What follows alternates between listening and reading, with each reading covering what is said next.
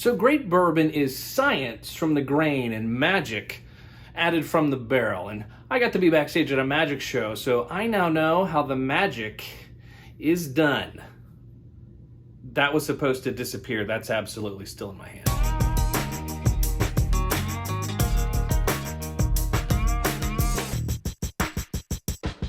Hey, welcome back to the 813 Whiskey House. I'm Corey. It has been too long since we've done good booze, good news. Man, we went from like no travel to all the travel. Travel for work, travel for the family. And to be completely honest, I work in like bursts of creativity that are sometimes amazing and sometimes really kind of maddening. So we're dealing with a lot of shit. I can't believe that I just made a Bull Durham joke. Is that something I leave in the video? Does it make me old or not cool or cool but still old? So let's talk about this guy, Knob Creek 12-year. Happy to have another bottle of this back in the collection. Obviously, a fan of the Knob Creek lineup. There was a time when age-stated Knob Creek was easy to find. You just hit up your local bottle shop, cashed in on a store pick. They were everywhere, 12, 13, 14, 15 years old. Easy to find, incredible value. So at some point, the faucet went off on those Knob Creek store picks being that old. And this bad boy is part of the reason why. And I know you're thinking, Corey, that's a bad thing, right? Actually, in a way, no. That's findable, and it is really, really good. It's still caramel and vanilla and all that Knob Creek goodness on the nose. And it slides in at a lower proof. It's not even that single barrel Knob Creek proof of 120. At 100 proof, this is all kinds drinkable, all day long. Oh, yeah. Just enough oak, just enough spice, and that is an easy drink. And in a time when age statements seem to keep disappearing, an age-stated bottle at that price point is actually great. It's kind of hard to find stuff like Eagle Rare and McKenna 10, and the Elijah Craig good old Red 12 doesn't even exist anymore. So for Knob Creek to put an age statement back on a bottle, this is a great thing. And at least to me, a little bit of a pro tip, this is better than this, and this is also significantly cheaper than this. So your good booze, age stated, check. Great profile, check. Findable, check. Yeah, this is living in the summertime.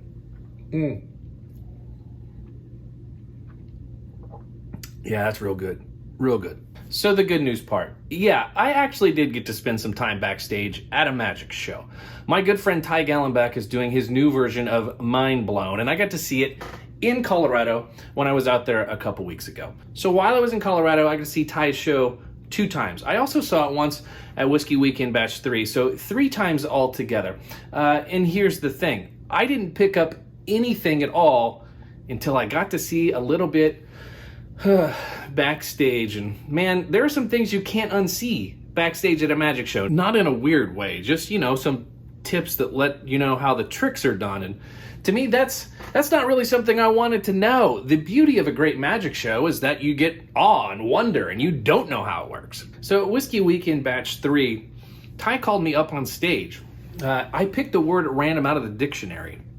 I could have picked anything, and I mean anything. So for him to figure out what word it was totally blew my mind. And I had no idea how he did it. Until now. Now I know. You see, for us, when we're at a magic show, the good news is, for a little while, the world is magic again. Like, we're all children. We're all the 8-year-old who can't figure out how grandpa pulled a quarter from behind your ear. It's something we really long for, that you want to last. And once you know how the trick is done, you think a little of that goes away. But I'll tell you this.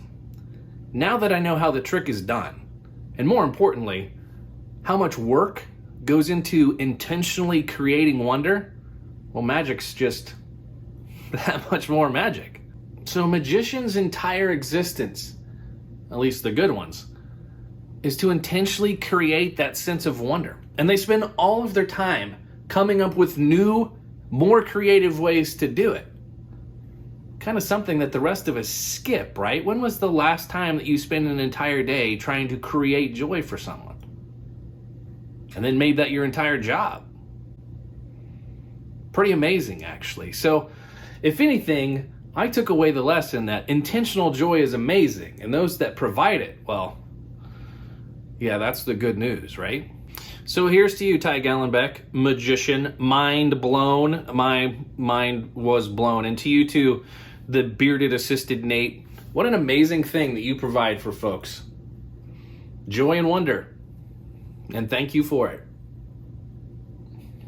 So let's all try to find some ways to provide that intentional joy and wonder. And if it involves a little bit of bourbon, hey, potentially all the better. So did I learn any magic tricks? Just the one.